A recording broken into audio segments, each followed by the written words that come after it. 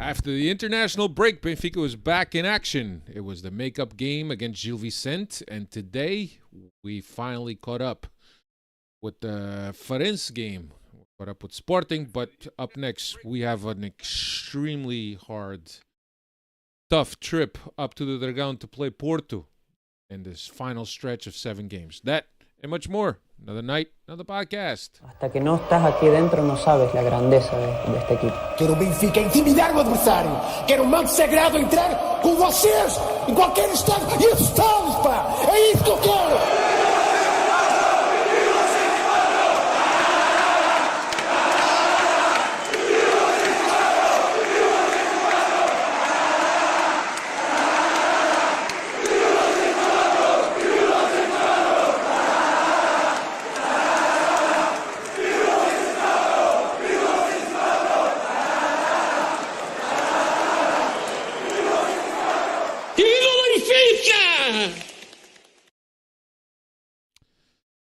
What's going on, everybody? Welcome to another edition of the Talking to the Benfica Podcast. It's been a little bit. My name is Alfredo Fumaças, as always, with me, Cristiano Oliveira. What's going on, Cristiano?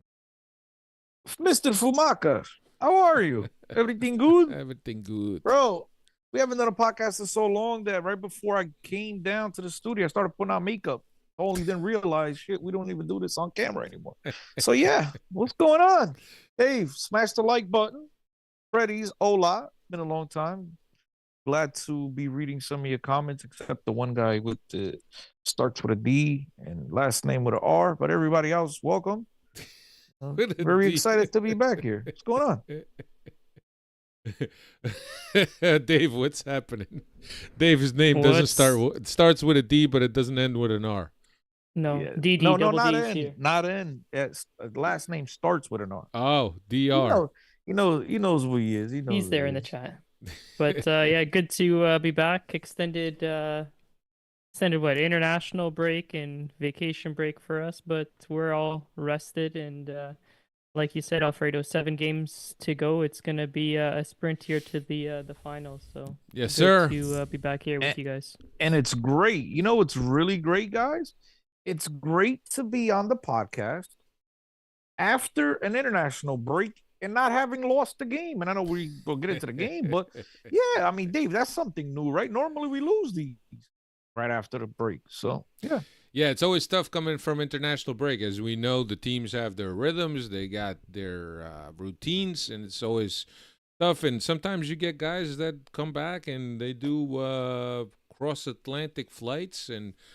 But as it turns out, the guy that's doing the cross-Atlantic flights these days is one of our best players and is going into really peak form, or if not already in peak form, going into the final stages of the season. We're talking about Otamendi, of course. But let's just catch you up. Last time we were here, it was right before the Rio Ave game. Then we had the international break. We took that week off, and then we did take the next week after that. So the Rio Ave game, we won 3-2. We won't bore you with the details, but we'll get into Gil Vicente, which was a makeup game that Benfica played this past Friday. But before we get started, let's say hello to Freddy. Chico Marcelino was here first. Gloria Sorb, Cristiano Oliveira, Melo, Diogo Reis, Ossi Benfica, Liberal, Manuel da Cunha, Vamos Embora, Jason Gaidola, and all the ones that are going to be join us a little later. Thank you. Freddy's welcome to the podcast. Episode 555 is what we're serving up tonight. But let's get into this Gil. Espera. Go ahead. Before you start to talk, because we're gonna let some more Freddies join in here. I got a question for the Freddies, Alfredo. Sure. And I should have spoken to you prior to announcing or talking about this, I should say, here on the podcast. But I figured I would ask anyway. Alfredo, Freddies, what do you guys think about? It's been a long time, Alfredo, since you made some gear for the podcast, some Benfica podcast shirts. Maybe we need to come up with some scarves or some barrettes or some T-shirts. And I wanted to know, Freddy's, what do you guys think? Would you guys be interested? Alfredo, what's up, man? It's about time we come up with some new gear. Yeah, I know that this has been talked about, and you've kind of been bugging me for a while. My biggest thing is we want to make the gear something a little bit unique, right? So obviously the logo, but I think if you guys remember, and I still have it, the first Just gear put that my we face put on the out. back, and Your then face everybody on the gets like a back? stick and hits it. Yeah, put my face on the back, and put sauce champala. Yeah, no, we had another night, another podcast on the back of last shirt that we made, and that was the only shirt. And you also had Speak of the Truth. You had a couple. Speak of the truth. Different. I don't know. What are some of our key phrases now that Steve Santos is not here? What do we usually say, Dave? I know we have a lot of fun whenever we play Gil Vicente. But I got a good one. What else? I got a good one. Go ahead, Chris. And I mean, it sucks that it's something I said. I would like to come up with something you guys said, but I got a good one. I mean, I think we got a good kick out of it, and it was just a kick, but it's tremendous advice. And I think it should be splattered on a shirt so like that people don't forget in case they have second doubts. But if se não tens dinheiro, não vais ao jogo. Come. Se tens que ir para comer, ir ao jogo, comes. It's got to be something important in English. Was that said on the podcast? Yeah, you weren't around yet. Vai comer. Yeah, it was. I think I acted a little silly that day. I don't remember. I might have had one too many brewskis or something. This was a long time ago. This was Chris's reply to people complaining about the tickets, right? The ticket prices, because always Benfica is away. There's always the clubs take advantage and raise the prices, and there was people complaining. I remember Chris saying that if you're on a limited income and you can't afford to eat, and you're choosing between the game and to eat, vai comer. Yeah, people complain about $30 ticket prices. So there's some things you get para comer. I mean, go eat. Forget the soccer game. So yeah, but there's some suggestions here, Alfredo. You might want to. We love Crow. We have. We love Crow. We have glorious glor. Yeah, I'm having. Yorb says definitely by some guys. Jason Ellis says I'm down for some swag. Emelo says I'll take a tee or a hood. Diego says I'm in as long as Chris's mug doesn't get on it. And then same thing, Mr. Liberal says, or Mrs. Liberal, I don't know, says I'm good for it unless Cristiano puts his face on it. LOL. Of course, I figured that. I think I got one. I think we love Crow. No, I think in the back it should say we love Azores. Yeah, I did get some people. It's a funny thing that you mentioned this right before we get into the game. I mentioned on Twitter how lovely Gil Vicente Stadium was. And yeah, Ozzy, who's here in the chat, he was one of the people. He asked me about Marítimo if I didn't like Marítimo Stadium. But I did have some people question me, like, you just don't like the islands. I think Ozzy was one of the people that asked me.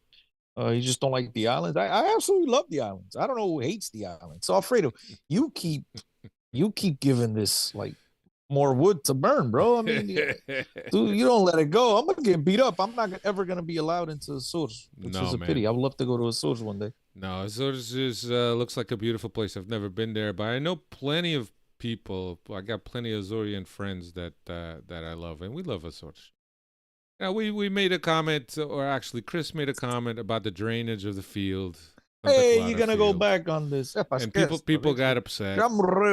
People got upset, but it was all in good fun. Anyway, I don't know why we need to keep explaining the joke. But anyway. Exactly.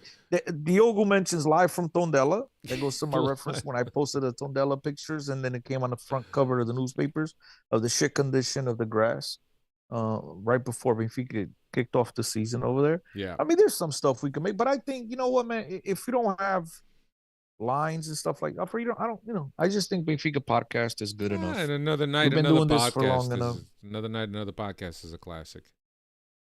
Yeah, but that's been played out. You already got those T-shirts. Now it's just simple, plain and simple. Benfica Podcast. Yeah. We got to figure it out. There's different things. different things we come up with. Chris, Yes. I think I'm gonna go over to your house one of these times because you got a little bit of a creative bug in you, and you and I are gonna have a creative meeting, and we're gonna pick a design. Hey, What do you think about so that? I see merda. That's 'Cause exactly if I what we got- need to go for.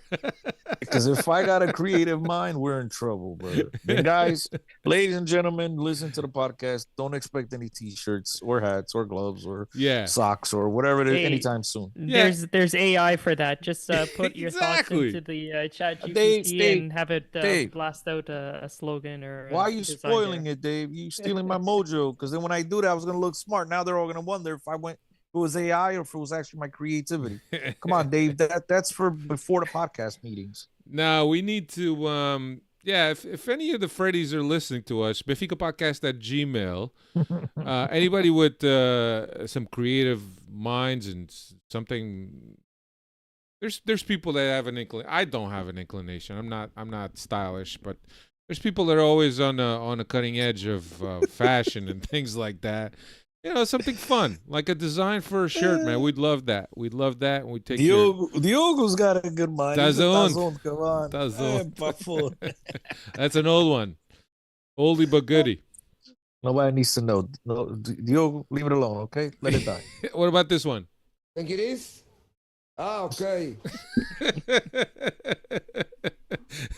That's the a classic, soundbite. man. But JJ might have the rights over that one. He might sue us.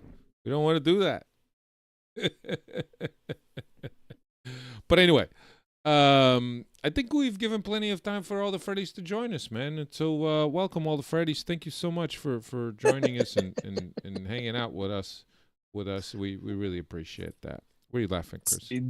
Diogo's on That's fire the top today. one. That is the Yeah, top one for I sure. think that one has to be in there. Absolutely, that one. Yes, don't forget. I'm gonna, Dave, I'm going to let you do the talking today. That one's been worn out already. Yeah. I stopped saying it, right, Dave? I think I stopped saying it. I don't know the last time you said that. I don't think you've said that yet this Yeah, year. that's what I'm saying. Number one 'cause bullshit guy.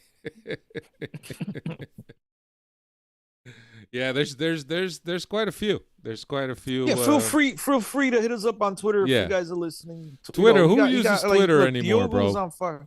Benfica Or I use Podcast at Twitter. Don't worry about Gmail. it. I use Twitter. I use Twitter. Send it over, and then we'll give it a look, and then Yeah. we'll let you guys know what we come with. Awesome. All right. So Gil Vicente, Benfica played Gil Vicente on Friday.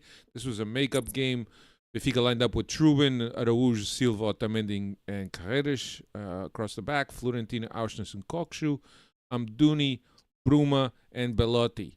I think that and we've already addressed this here. I think that the beautiful thing has been that we've gotten this rotation going, and obviously we've been forced to rotate because of the amount of games that we had, especially when we were European competitions.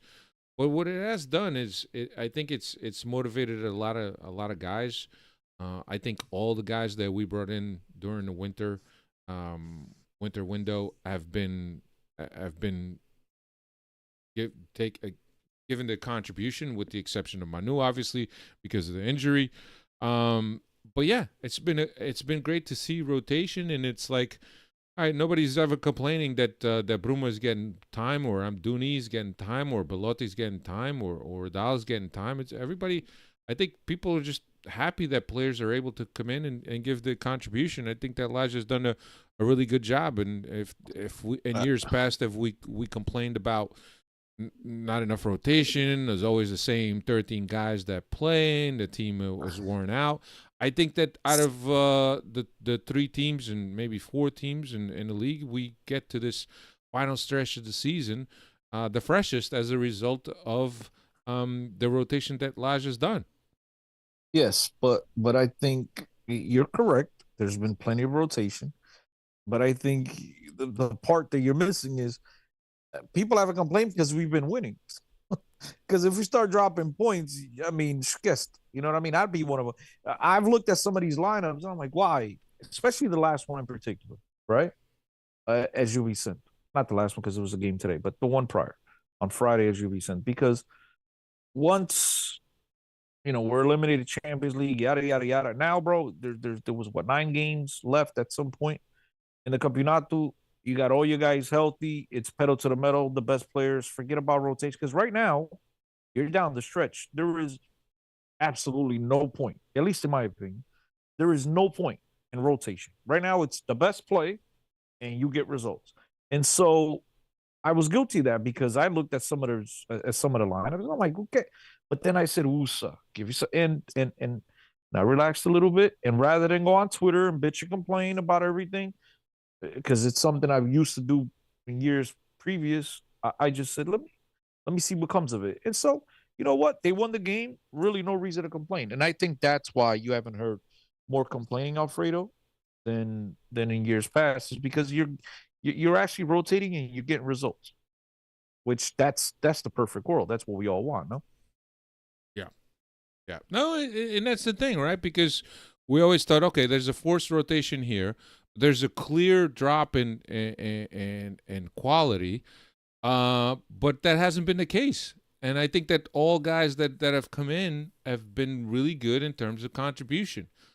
And I don't know if we should be giving credit to Benfica's scouting department or even Lage's staff for identifying guys that, okay, well, this guy's going to be good. I mean, I remember talking, and I guess we could eat a little bit of crow here, or I could eat a little bit of crow, but talking about Bruma and thinking, where's Bruma going to go? Because you got Artur Koglu, and you got a rising Sheldrup. Where's Bruma going to go? But at the end of the day, when you look at how he's been managed, coincidentally with Sheldrup taking over Artur Koglu's starting spot, and then Artur Koglu going on a little bit of a funk, and Bruma has come in and he's helped us out in a few games. And, yeah, but it was things were also a little bit easier, Alfredo, with the Di Maria injury, and so it was a lot easier now because it's one less player for that position as well. Because now you moved Artur Koglu to the right side, you know what I mean? But yeah, things were helped out with injuries as well. Yeah, but I mean, if you look at it, and you could say, well, it's coincidence, or you could say it was good planning by Benfica, because you got to think that Di Maria, there's no way that Di Maria is going to go a full season, and he's not going to get hurt because of just his age. I think that's just a normal thing, and I think that players have ups and downs, whether it's form, whether it's injury related, and I think that Benfica did really well to address some of the positions where we felt we needed some fresh blood or somebody to rotate. The only thing that upsets me is the right back situation. We should have gotten a right back once Cabore went out. I think we should have went and gotten a right back. But I guess if we were thinking that Dal could also play a right back and Araújo could play a right back, then that's our right back situation. But none too happy about that situation. But and look, credit to them, Alfredo. Credit to Benfica, who identified these 3 players, and not just identifying them. These guys have all come in and they've contributed. And obviously, the other kid that we're all salivating, we talked about this already in a previous podcast. We're all salivating was the kid that got hurt. Manu Silva. Manu Silva. But so all 4 guys that we acquired have all been key contributors. Bruma is a veteran who, at this stage in his career, I would say is got a leg up on Sheldrup. Sheldrup has had some good games. He's had some other games not so good, and I think right now Bruma is a seasoned veteran, a guy that knows what it takes to win in the Campeonato Português. Benfica knew things are going to be tight down the stretch. Maybe Sheldrup gets burnt out. Obviously, you've seen a couple of months that it seems like Artur Koglu took off. Di Maria is going to be injured, so it's never too many options. And he's been success. He's been a key contributor, a pleasant surprise. Same thing with Belotti. Obviously, you could have gotten a striker, but they felt in-house. They have plenty of options. Now you got Thiago Villa, who apparently played on the B team as a right back. And it'll be an option in games going forward as another player that can play that position at the right back. Yeah. So look, they've done a tremendous job. Yeah. We come on here and Preddies and everybody on Twitter, we shit on them when we have to, but they've done a tremendous job because every single one of those players has been contributing. And I think the guy that's impressed me the most, we've talked about this. I'm repeating myself. If you heard me say this before, I apologize.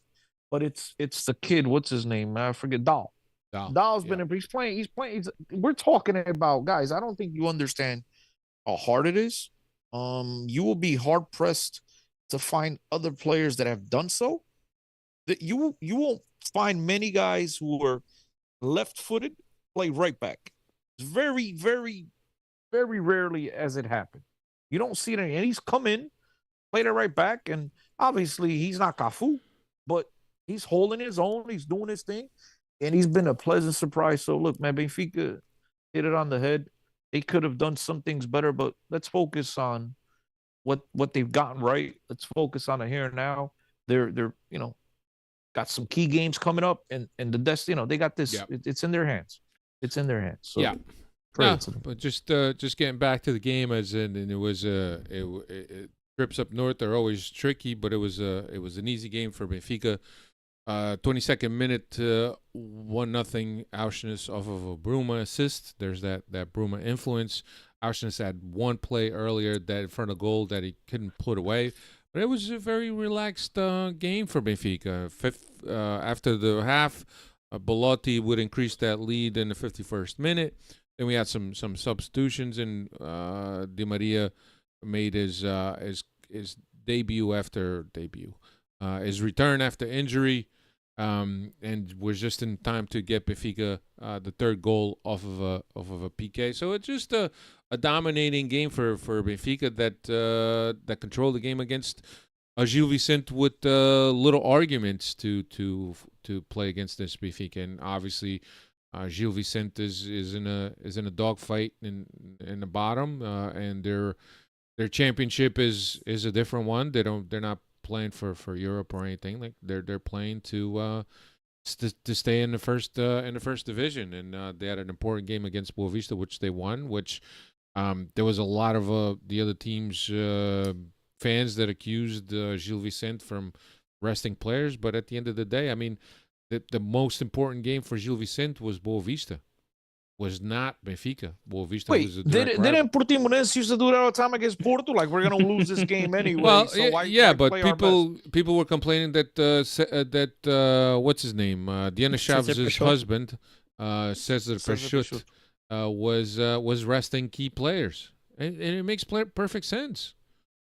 But when other teams do it, it's okay. But it's just against Benfica that you can't do it. It's like I just want to clear that up. Just want to clarify. Exactly. But it's always something. You guys know that. But yeah, a very easy game for Benfica, and always those tricky games when you have games on hand that you're already counting the points before Benfica wins the games, and it's good to win that game. And then we had the Farense game.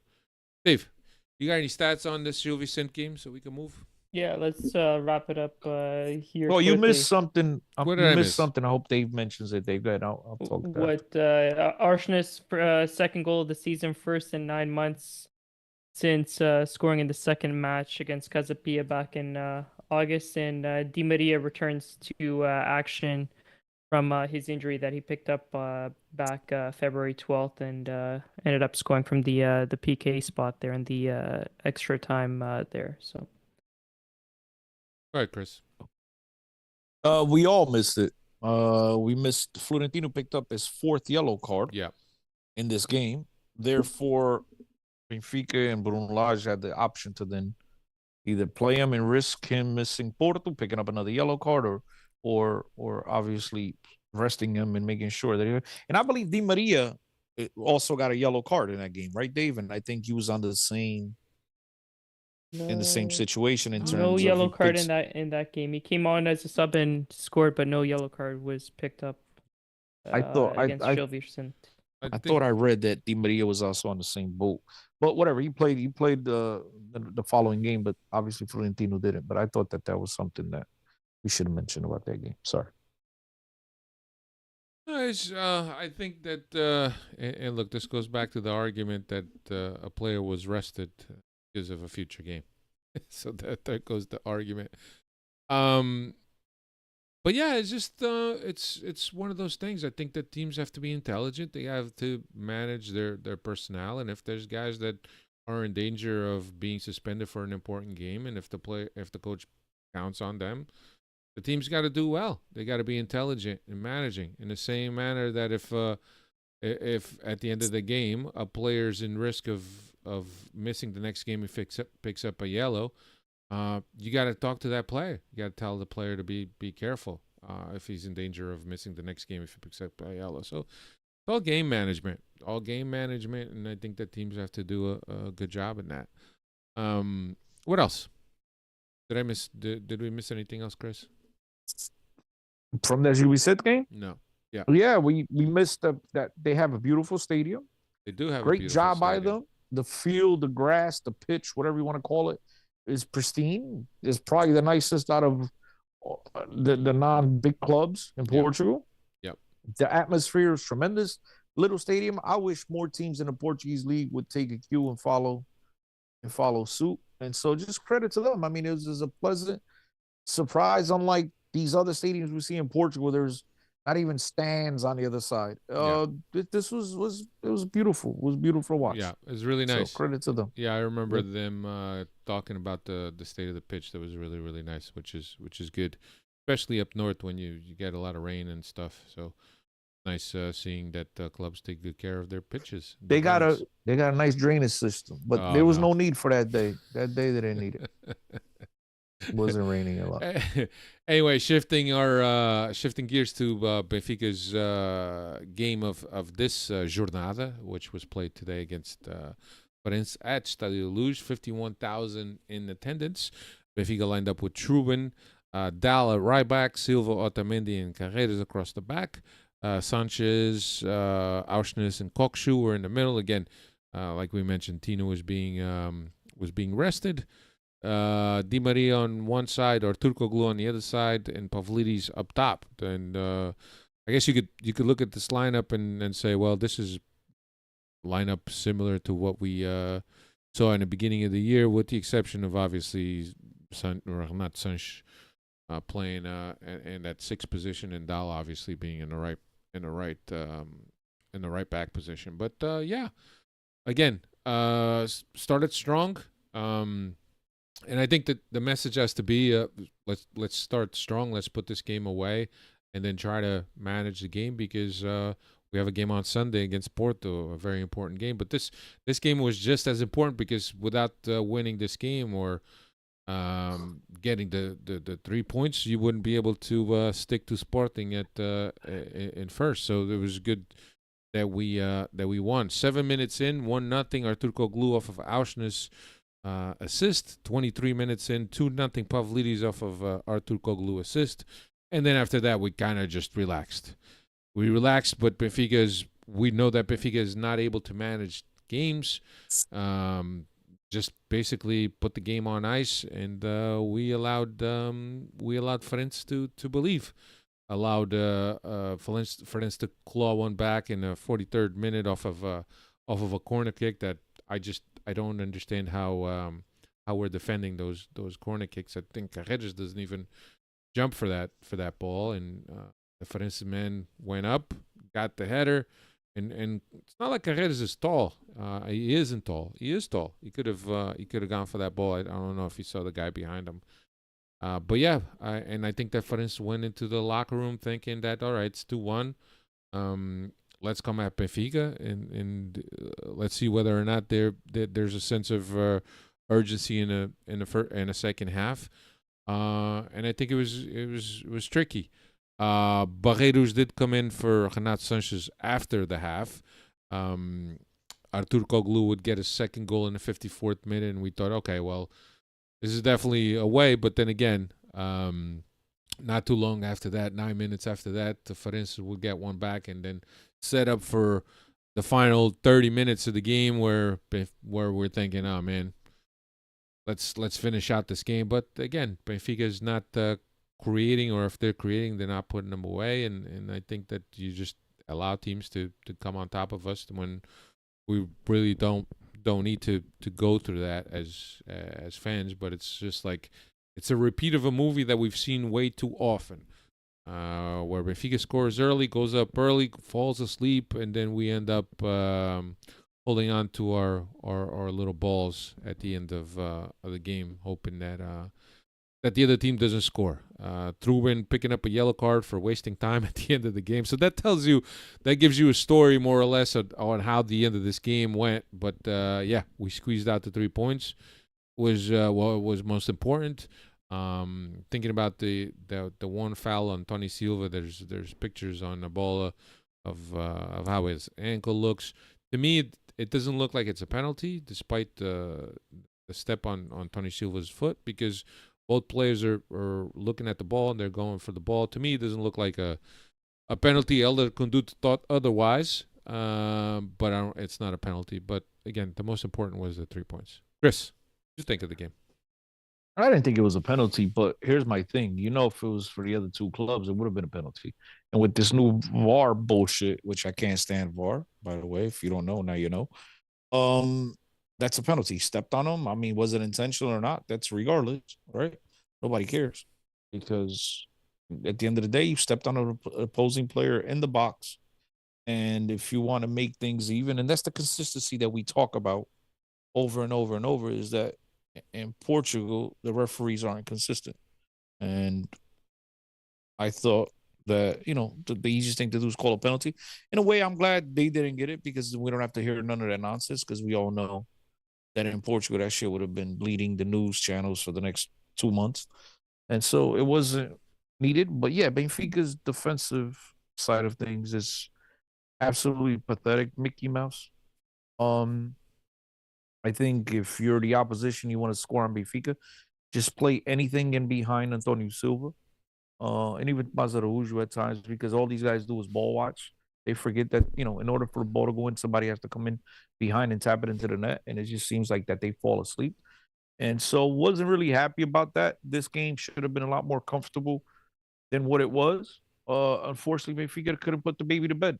And we suffered to the end. But you know what? As I said on Twitter, and I'll say it again here on the podcast, at this stage of the season, the most important thing is to pile up the 3 points. It's not about style points. And Benfica did exactly that. Another 3 points. I'm pretty sure some of these players were, looking to the Porto game already. As Hugo told me before we came here on the podcast, like some players estavam com medo de meter os pés, e o caralho, sabe como é que é? It might be onto something, but that's still inexcusable, because this is not a Farense game thing. This is a common theme that we've seen for the latter part of the season. And so I wish they could correct that. But you know what? They got the points. Let's move on. We play Porto next. Let's go into the Ladrão, slap them, and get the 3 points there as well. But aside from that, I mean, I'm little. I shouldn't even say concerned. I was going to say a little concerned. But at this point, it's more than expected and concerned. But the question I have is, did Renato Sanchez get subbed at halftime because he was injured again, or was it just a technical decision, a coaching decision? I think it was coaching, but it was coaching. But here's the thing, and I don't. You might have watched the game with the sound off or not be paying, but João Martins did make a comment about Barreiros had gone out for to warm up at a particular time of the game that didn't match the usual cadence in which players go out and warm up, because Lage will send players out like and just to have them warm. And João Martins pointed out that Barreiros was warming up by himself. There was no other players with him. And they really felt that could have been something that Lage was preparing. Obviously, with Renato, with Renato Sanchez coming out of injury, and usually muscular injuries are usually nagging injuries that you could get re-aggravated. I just thought it was a safe thing. I don't think there was anything about Renato's performance, because I thought that he didn't play bad at all in that first half. But maybe Benfica needed a little bit more bite in that midfield in order to kind of. Yeah, I didn't think he played bad, but I don't think he played good neither. And so that's No, why, to me, yeah, it I was, think it was a coach's decision to yeah, get a little bit more aggressiveness into the midfield. We didn't get a lot of that with Renato. yeah. I just thought that that there was just Lage managing the physical aspect of Renato's comeback. I think you have to be very careful because if you want to use Renato down the stretch, whether it's coming in for Kalkshu, who knows has played quite a few games, or coming in for Auschnitz in the middle, or even coming in for Tino, you want to have him nice and fresh because Renato is when he's at in form, he's a player that could really drive the ball and push the team and be an influence. When we got Renato, that's what we hope we'd get from Renato, but obviously injuries and PSG loans, it all came together. Dave, what'd you think of the game, Dave? This performance here was what I was expecting Friday in against Gil Vicente coming off international break, and like we discussed, we got a nice calm 3-point result in Barcelos, and then we had to sweat it out at home against Farense, who's second last in the league here. Which you got to give them credit. You know, we talked about Gil Vicente, how they picked their battles and they knew that their competition wasn't against Benfica, but this Farense team came to play and really made us sweat it out, like I said here, right till the very end. But kind of inexcusable from Benfica's standpoint. I know probably looking ahead to the Porto match on Sunday, but you can't look too far ahead and drop 2 points here, and then you're really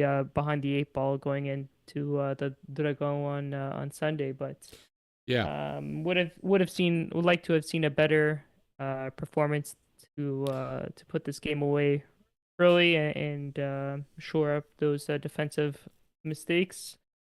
But it's a job done. 3 points back level with Sporting at the top of the table, and all those points leading up to the big match on Sunday here.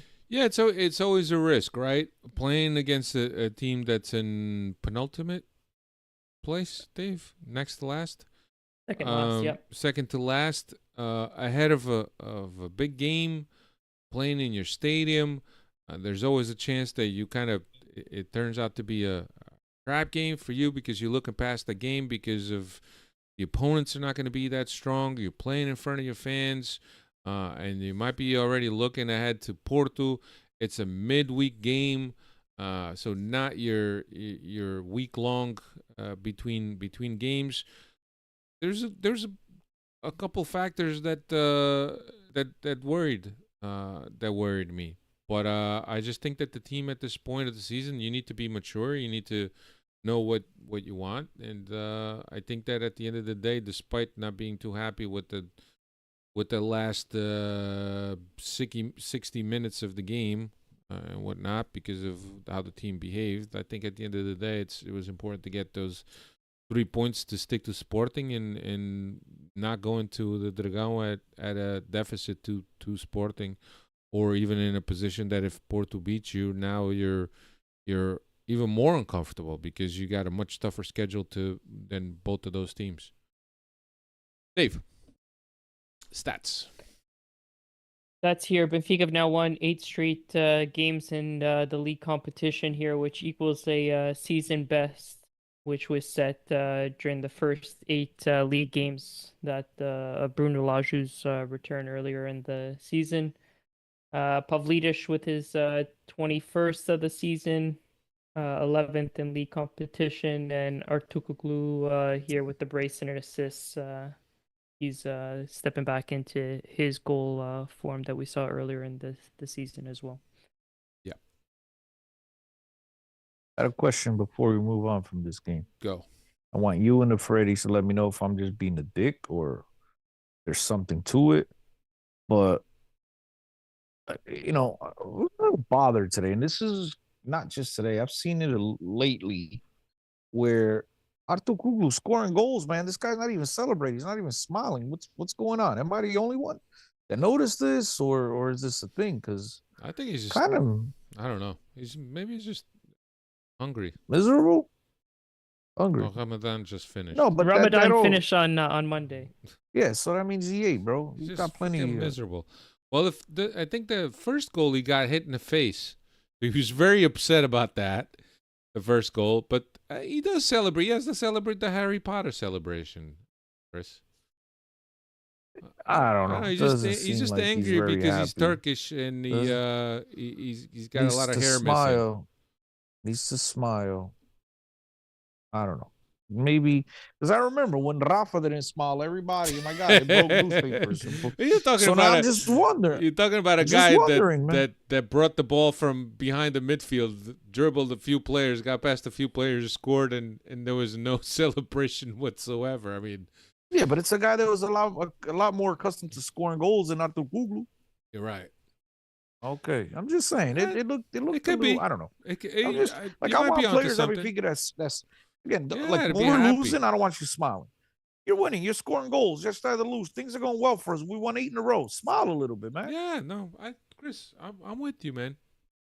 I think that players goes through certain things, and I think that people sometimes forget that players or people just like you and me. They suffer the same stresses, or even though it's different stresses, but they deal with stress in their own way. They got family issues, they got wife issues, they got kid issues. We forget that they're just regular people with a job that's a game. And then I think they also feel the criticism when they get it from the fans. So you went through a rough period. I think that a lot of people kind of writing them off after that really good start in the season, and maybe kind of feels it a little bit. I don't know. Maybe Harry Potter's definitely losing his magic. Who knows? I never watched Harry Potter, so I have no idea. Should watch one. Watch it with your daughter, man. She'll enjoy it. I'm good, man. Ain't nobody flying on no damn brooms in real life. I'm good. I don't think that happens in the first movie. I don't know. Not a big Harry Potter. I don't like fiction movies. No. Yeah. Too much fiction. No. Watch a lot of cartoons Not into that type. with your kids. That's a fun. I like adventure. cartoons. I watch those, but I know it's cartoons. I know it's not a movie. Right. So now, it's that special time of the year, our visit to the Dragão. Sunday, 8:30 local. Dave, we know what the Porto's up to, but you might as well throw out some facts. Yeah, one of the few teams that historically has the upper hand on us. 92 wins, 62 draws, 102 defeats in the previous 256 meetings. Our last 5 against them, though, in our favor. 3 wins, 2 defeats. Last 5 at Dragão, 1 win, 1 draw, 3 defeats, which included that 5-0 spanking last season. But that's last season. This season here, Porto clearly struggling. One of the worst Porto teams in the last 20 years. Currently in third with 56 points, 9 points behind Benfica and Sporting, and they're even on points with Braga there in third place here. Yeah. Yeah, it's Dude, you know, scary. Go ahead, Every time Chris. we talk about the worst Porto team, know. And they show up. Fuck, they all. But I'm a lot more confident this year than before. Mas vai lá, Alfredo, continua. Desculpa lá, meu. No, Shiku's saying also Artur Kaglu after the first goal he made the gesture with his hands in front of his eye. Yeah, he got smacked in the face before that goal. And I think that's what he was But he doing. scored. If that was me, I'd be asking to get smacked in the face more often. I mean, you guys marcou goal. I'd be happy as hell. Smack me more so I can score more. Couple things on Porto this year and kind of the way I see it. And I know this is a Benfica podcast, but I always like to give a little bit of text. So, supposed to be a rebuilding year for Porto, obviously. New coach, new president, lost some of their key reference guys and Pep and Davio and some other guys. promoted some young kids, and I think that the team was poised Pô, to. o Otávio já vai do ano passado, pá. No, O Otávio já não estava lá o ano passado. still, what they lost him in mid-season last season. It's still a reference. No, they No, right No, after they lost the some- Super yeah. Tax almost. Oh, so they lost really? some. They lost. No, who they lost was the guy they sold to Bournemouth. What's I his know, the name? Brazilian guy. Yeah, Not Brazil- Wendell. No, not Wendell. I forgot. I don't know there. But Pepe hasn't been the same player. They lost Galano this winter, Yeah, whatever but it was. They lost. Yeah, but Otario was already out. Otario left in the last summer. Evan Nielsen. Evan Evan Nielsen. Nielsen, Yeah. yeah, The Evan thing, Nielsen, the thing with Porto was it was supposed to be a rebuilding year, and then they have that Portuguese Cup win against Sporting where they came back, and I think that Porto fans got really excited, and they started putting expectations on the team that weren't really realistic, and obviously Vitor Bruno was out, Anselmi did come in. And it's taken this coach a little bit to kind of, he's not used to the European game. It's Argentine, needs to change things up. Their squad isn't the deepest, and they've been struggling. Obviously, changing a tactical setup. Some guys haven't really been up to snuff in terms of, but they got an interesting run here. That's two consecutive wins. Also, the second game in which they repeat their 11. And I think that regardless of whether they believe in the title or not, which I don't think they do, I think this is a perfect opportunity for Anselmi to kind of bring the fans towards his side. If there's some fans that are out there, they're still suspicious about whether or not he could do well with this team or he could lead this team to the titles. I think at this point is if he beats Benfica, he's going to grab some of the guys that are on the fence and maybe even some of the guys that have kind of written him off at this point. It's important for Porto in those terms, right? I don't think this changes anything, and the fact that that Benfica is Porto's sworn enemy also. Porto never likes to against Benfica. You got the 4-1 win in the first. Lose, not to win, to lose. Right, never likes to lose against Benfica. You got the 4-1 win by Benfica this year, so Porto feel that they were humiliated. So there's quite a few things going on here, and I think that playing at the Dragão was always extremely difficult. Benfica goes into the Dragão with almost losing the game already. The way they have their mindset. I do remember one of Lages' team going into the teams going into the Dragão and really playing a very good game there and beating them there. Then João Felix, if you guys remember, had a really good game. João Felix and Seferovic. Seferovic, yeah. So it's but it's a tricky game. I think that Benfica comes into this game fresher, at a more consistent way of, or more consistent form, I should say, than Porto. But it's going to be really tricky. I think that the team needs to go in with the right mentality, and I think that the mentality is going to be a huge thing for Benfica in order to win this game, and they can't really give up any points because you still got Vitória de Guimarães, you still got Sporting, you still got Braga included in these 7 last games of the season. So it's a tricky game, but I think it's a game that if Benfica could play, and I'm not going to say that we need to be perfect against Porto. I just think we need to be competent, efficient. We need to create, and we need to put balls away, and then not be so naive in defense that and passive that you're allowing people to just get by you. So I think that a lot of the keys for this game is going to be efficiency, competency, and you got to have the right mindset to play Porto. You can't just be scared. Chris, what can you say without saying that old routine of Porto is like? Okay. I'll say it nice and easy. You're saying all these big words, and I'm gonna put it in layman's terms. Benfica 3, Porto 1. That's it. Mais nada. That's what I'm talking about. I'm actually confident going into the Dragão. Yeah. I know that shit could always go wrong. I understand they're already starting to put pressure on the referees, complain. I mean,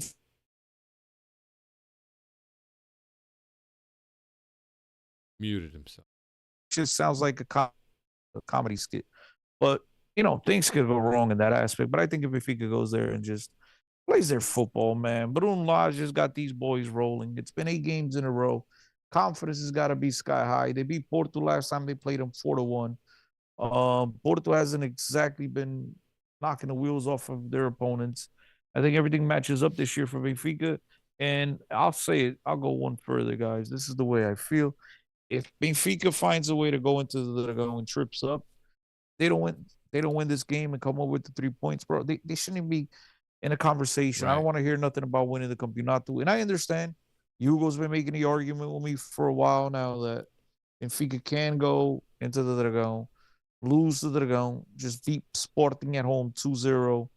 And I mean, I can't drop any more points after that, but they could lose a game and still go and beat Sporting by 2 goals, but not 2-0, but by 2 goals, and still that would be enough for Benfica to win the championship. Which is true in theory, but I'm just more of não podemos ir ao Dragão, a worse Dragão, as David said, a Dragão that is not confident, a Dragão that has got a couple of decent pieces, but nothing else. And we can't handle our business, man. We shouldn't even be in a conversation to lift the Connect at the end of the year. Yeah, no, I agree with you. If you can't win, and let's not forget, Sporting plays Braga this weekend also. So it's important because this may be an opportunity where Sporting loses points because I just can't see the rest of their schedule any of the teams that can make them lose points aside from ourselves, obviously. And we got, like I said, Porto, we got Sporting, we got Braga, we got Vitória. So we play the top 5 teams. Top 5 teams, yeah, in this final stretch of the season. So if you want to make an argument for being champions, you got to continue with your run and be able to get past these teams. Dave, what are your thoughts? I wish I was as optimistic as the both of you, but I'm sitting here.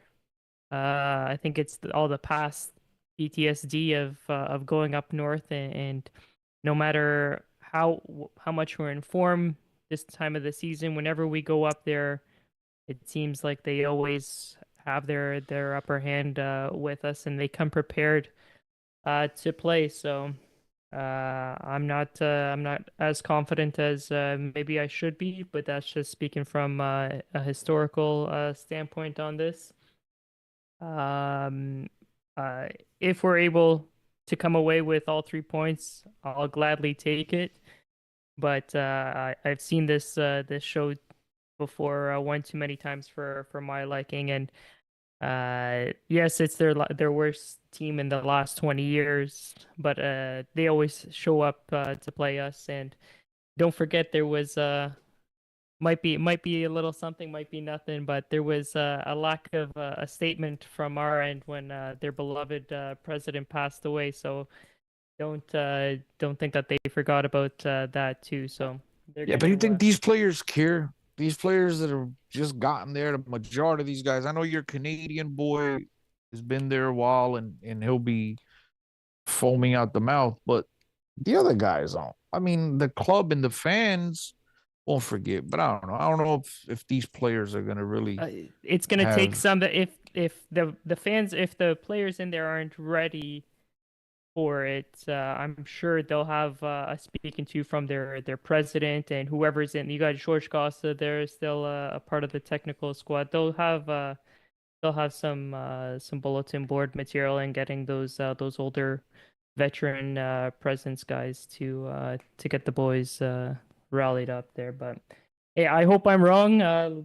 What is it here? I hope I'm eating crow, like one of the slogans for our potential new shirts here, but I hope I'm wrong and we come away with a nice 3 easy points up north. But I don't know. History doesn't look too good for us here. Yeah, I put a poll for the Freddies to vote. It's we win clearly or we shit the bed. Is your 2 options. So go ahead and vote. Obviously, this being Benfica Podcast. Can I vote? You I can vote, could. Cristiano, as long as you're on the There it is. YouTube I stream voted. right now. You can vote. Yeah, but you're fancy, bro. Jesus.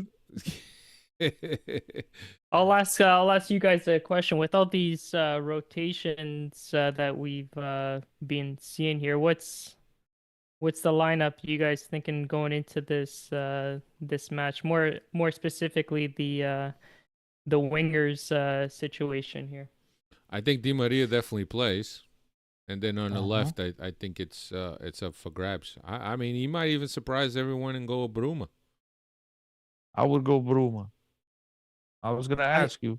Question I was gonna ask Dave is, what do I think he's gonna do, or what would I do? Two different questions. I like Bruma. I like the experimenting with Bruma, but I like what Bruma brings off the bench in a potentially in the 70+ minute if we don't have the result in the bag. Yet I like what he has to offer off the bench compared to the other options that Yeah. are there. But I wouldn't mind a Bruma starting.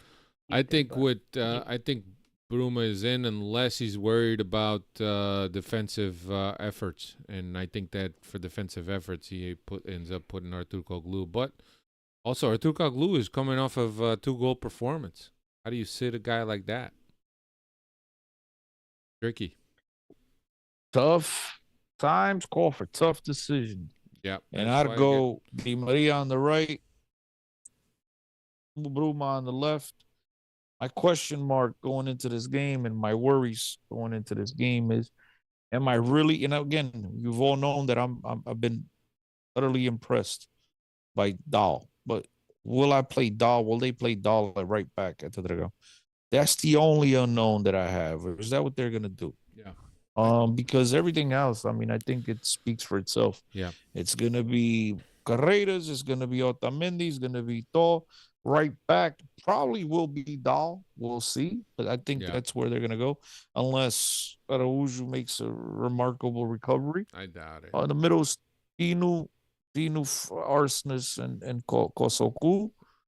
They're gonna have Di Maria, Pavlidis, unless he decides to play Belotti over Pavlidis in a big match like this. I don't know. No. But I'll do Bruma, Pavlidis, and Di Maria. I think I'm going Bruma also. Sorry, all and the now that Sheldrup being said, it's not gonna be Bruma. It's gonna be Thiago. What's his name? Thiago Vea. Thiago Vea. Like, we're gonna see some shit. But yeah, I mean, we'll see. I don't think Sheldrup will be it. I definitely think it will be between Artur Kuglu, as you said, Alfredo, just came off of a 2-goal performance. Between him and between Bruma on the left side. Amendoim is still obviously a possibility. Same thing with Sheldrup, but we'll see. I mean, those guys are also good to come off the bench.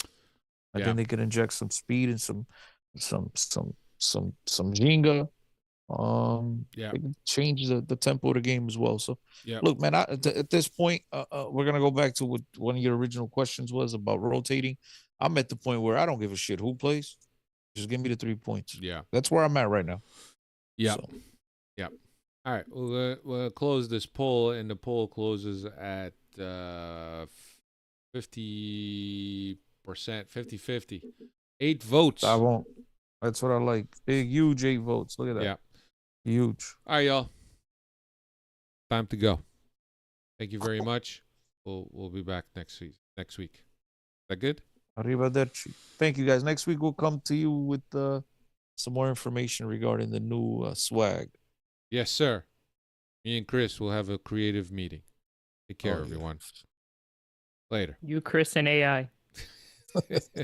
Bye.